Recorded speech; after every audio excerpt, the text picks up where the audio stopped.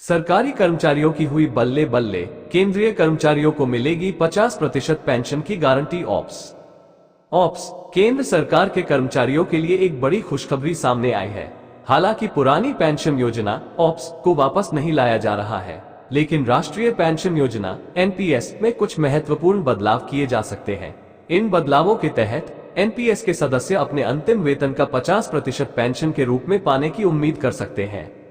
Ops और NPS में अंतर। पुरानी पेंशन योजना ऑप्स के तहत सेवानिवृत्त कर्मचारियों को उनके अंतिम वेतन का आधा हिस्सा आजीवन पेंशन के रूप में मिलता था। वहीं 2004 के बाद शुरू की गई एनपीएस एक अंशदान आधारित योजना है, जिसमें कर्मचारी अपने मूल वेतन का 10% और सरकार 14% का योगदान देती है।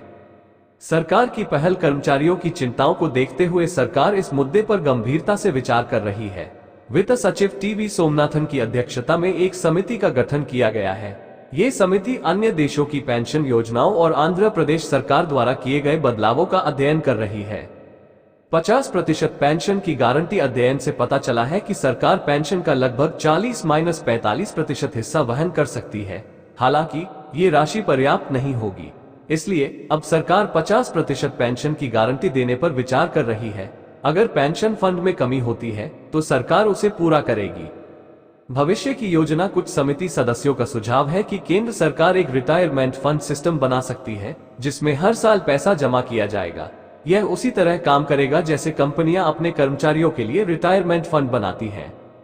कर्मचारियों को लाभ। अधिकारियों का मानना है कि 25-30 साल तक सेवा देने वाले सरकारी कर्मचारियों को पुरानी पेंशन योजना के बराबर लाभ मिल सकता है।